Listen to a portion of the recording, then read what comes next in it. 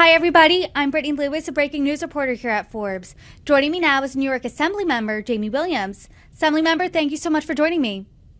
Thank you for having me. Of course, and as you know, the state of New York has been dealing with an influx of migrants really for months now.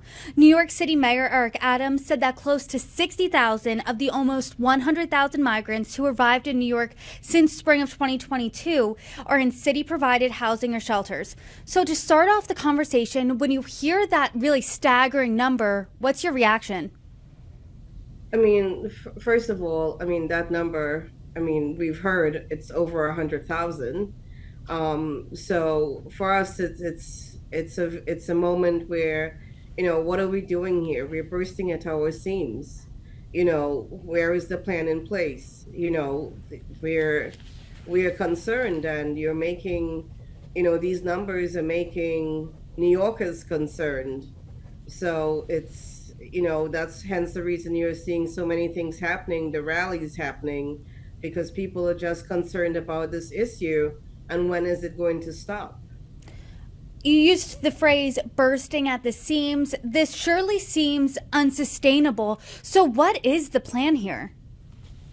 I wish I knew what the plan was. Up to this day, we haven't, well, I specifically, who represent the 59th Assembly District, have not heard from the mayor or the governor. So we learned about this issue coming into our district via social media, the news, the newspaper, and so forth. And the governor's team scrambled to put together a meeting with myself, Assemblymember Stacey Fefer-Amato, Councilwoman Joanne Ariola, and so forth, and Senator Passan. And they did not have any answers for us. They said that the lease wasn't signed, and this was ongoing. But yet, they were coming out and making these announcements, and Floyd Bennett Field in particular, it's a very isolated area. Our community is a transit desert, but Floyd Bennett Field it's a flood zone. And during Superstorm Sandy, the only reason people didn't die there because no one lives there. But the slightest amount of rain, when I went out on Friday, it was past my ankles. So it's not the ideal place to put migrants. They don't deserve this. If you're coming from one chaos going into another, it's not fair to them as well.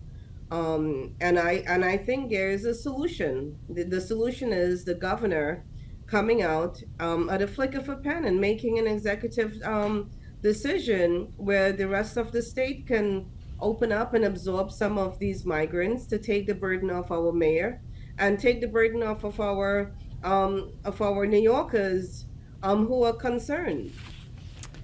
I want to ask you, when you met with Governor Hochul and her administration, you said they're not answering your questions. What are the questions that you're asking that they really are stuck for an answer?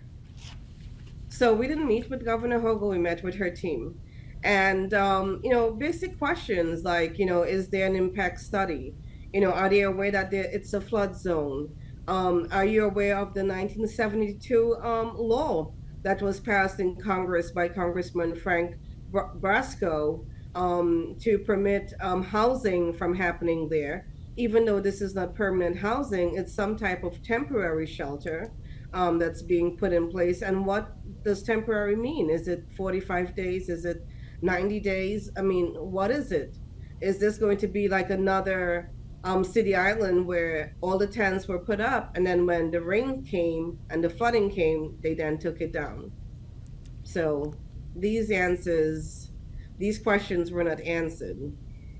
You represent Assembly District 59. Can you just give us a little insight into your community and what the people in your community are saying? Oh, sure. So I represent a part of Canarsie going into the Flatlands, Georgetown, Mill Basin, Mill Island, Bergen Beach, Marine Park, and Garrison Beach. Our district is very unique. We cover half of Jamaica Bay, We have many inlets coming in from Jamaica Bay. So we're right on the water, basically. And all of Floyd Bennett Field is in my district. And residents are concerned. You know, Floyd Bennett Field is used as a recreational area for thousands of people throughout Brooklyn, Queens, and so forth. It's also right at Flatbush Avenue, which is a main artery, a point of evacuation, just in case there is another storm or hurricane and so forth.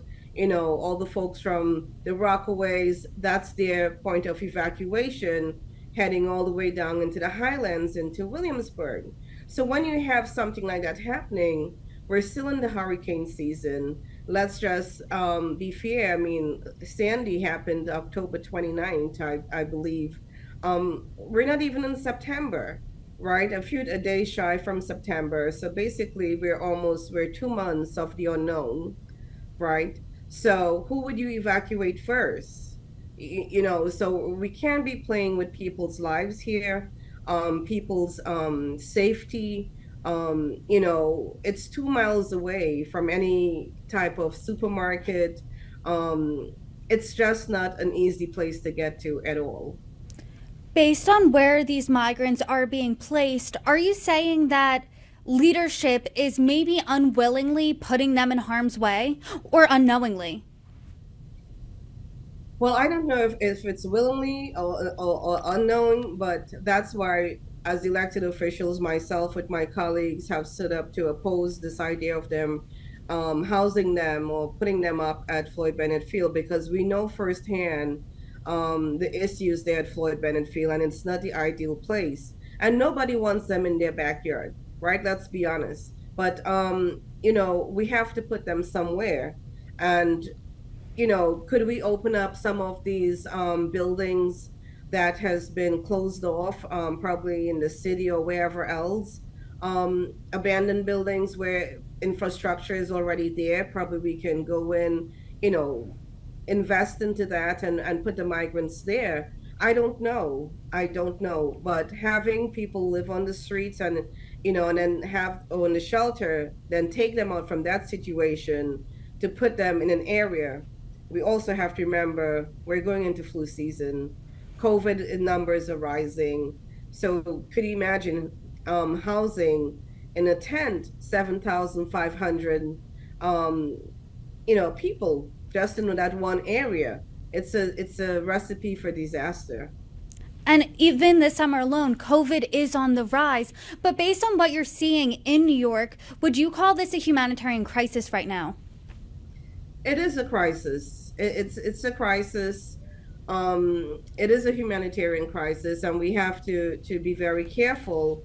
We reached out to the Biden's administration, and of course, everyone is blaming the mayor is blaming the governor is blaming the Biden administration. We want more money. We want more money, but I think we're at a point where even citizens are frustrated, because asking the Biden administration for more money to assist this issue at hand, how is that helping New Yorkers? How is that helping New Yorkers? And you're really putting one group against the other. And let's not forget also, for many years, 5, 10, 15, could be 20 years, people have been working in the shadows, using an EIN number to pay their taxes, do their own due diligence, that is still undocumented, right? Why are we not trying to get those individuals working papers? So again, you're putting another group of people against the other, right? They just came across the border, and we want to give them working papers. Okay, you know, if I was in a situation, I would be happy to do that too. But then if I was someone who was here 20 years undocumented and working and paying my bills, I would have a problem with that, right? Because I have actually given back to the United States of America by paying my taxes and doing what I need to do as an individual, right? And these are where the frustrations lie. You know, there's no correct answer. There's no, you know, there's no easy way to do this. And guess what? The Biden administration has not called this a national crisis, right? It's a humanitarian crisis, but did the governor make an executive order saying it's a crisis, it's a state of emergency? No, there hasn't been anything like that, right? We had where there was a mayor who called and where come in, we're a sanctuary city, so forth, and people came in. People are being bused here. But now we are bursting at the seams. We are having communities against communities, people against people, and people are concerned. People live here. They pay their taxes here. They raise their families here, right? They need answers. They deserve more. I want to talk about those sanctuary city policies. As you know, as you touched on, New York City is a sanctuary city. New York State is a sanctuary state. Do you think there should be limiting principles when it comes to a sanctuary area? Of course, if you don't put things in place, for instance, like a cap, right? You want to call yourself a sanctuary city or a state. Guess what? Then you know what? We should have a number. Once you get to that number, that's it. Then the others have to go somewhere else. Because if you don't draw that line, guess what? How much more thousands can come in? Right? Just, I think it was 2 weeks ago at the border, you had people leaving kids there with just a note. Children were left at the border with just a note. They were just coming in by the thousands. Right? How could we remedy this problem? How could we remedy this problem? Let's talk about that, because like you said earlier, there is this blame game going around. The mayor's blaming the governor's blaming the Biden administration's blaming Congress, and I've talked to members of both sides of the aisle in Congress, and they've pointed the finger at the others, and it's at an impasse right now. So A, where do you think that blame lies? And B, what is the solution here? Well, first of all, I will just talk on the behalf of the elected officials in the southern part of Brooklyn and the southern part of Queens. This fight against housing the migrants in certain communities is a bipartisan one. It's not a Republican thing, it's not a Democratic thing. It's a bipartisan one, right? We deserve better as citizens, as New Yorkers, we deserve better, right? Our property taxes, it's not cheap. Property taxes went up, right? And we deserve better. The people deserve better. The other thing, it's a common sense thing, right? We're not saying, to put electrical fences, but something has to be done to our border. Our border needs to be secured. If you or myself were to go into another country, and I would say, quite frankly, my mom, she's a Canadian, right? She lives in Canada. So I go visit her from time to time. And every time that I go to that border, I am stopped. I have to give them my driver's license or my passport. And there's a series of questions that I have to answer, sorry. Right? To cross, I don't run across the border. I don't walk across the border. I am stopped going into Canada. And when I'm coming back home, I'm asked a series of questions. So why are we having our borders unsecured for this to happen? If we don't secure it at some point, it will never stop. It will never stop. What does securing the border look like to you? Because Democrats I have talked to said that this is a humanitarian crisis that starts in other countries. So when you say we need to secure the border, what specifically do you mean? Well, that I would have to take a visit there. It's beyond me to tell you exactly what it is I mean. At every border there is a stringent of things, whether it's more enforcement, whether it's building more walls. In this day, any word that you use can be turned into something different, right? So that's a question for the Biden administration to answer to the people. But I will tell you, yes, they keep saying it's a humanitarian crisis that's going on. But we have to let the people know a lot of these migrants that are coming in is also coming in from other parts of the world. That's actually flying in to Nicaragua. Okay, it's a humanitarian crisis.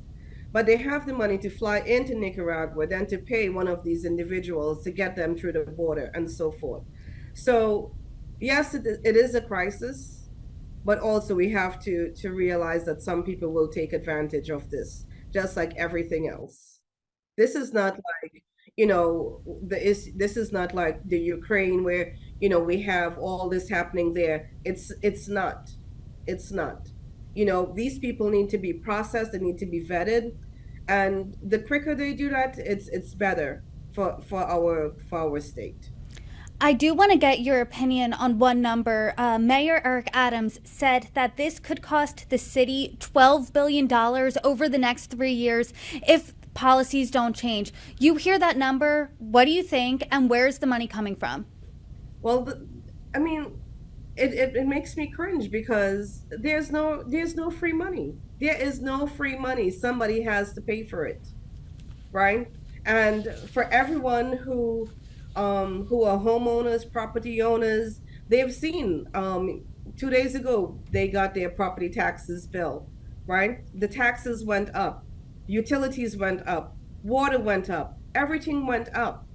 So again, it goes back to who's paying for this, right? The taxpayers are paying for it.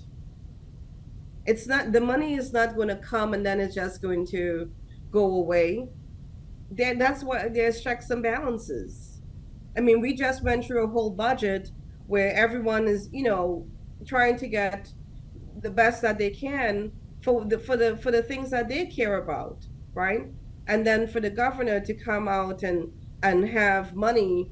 I mean, again, it's the lack of transparency, and then to come and say, 12 million, that's a lot of money. That's a lot of money. Whereas we have seniors that are living on fixed incomes, we have veterans that are homeless as well, right? Who fought for our country, and there is nothing there for them. People that are there on a waiting list, waiting to get an apartment. So, we have to do right. And I understand the crisis, but at the same time, we can't put New Yorkers against migrants or migrants against people that were here for many years that's still undocumented. I mean, 12 billion is just a staggering number, and this comes at the exact same time New York is already seeing its own housing crisis without the influx of migrants here. So my last question to you would be, what do you want to see immediately from both Mayor Eric Adams and Governor Kathy Hochul? Well, I think one of the solutions to this, and the quickest way, is for the governor to call for an executive order, right? Open up the rest of the state so the rest of the state can absorb some of these migrants, right? And then take it from there. You can't just have the New York City, you just can't have us holding the brunt of this. And then if she does that, it will take some stress off the mayor's hands as well, right? But doing all that in consideration, again, if we don't secure our borders, it will not stop, right? They will not stop coming. Assemblywoman Williams, thank you so much for your insights. And as this situation develops, I hope you come back and join me. Thanks again. Thank you so much for having me.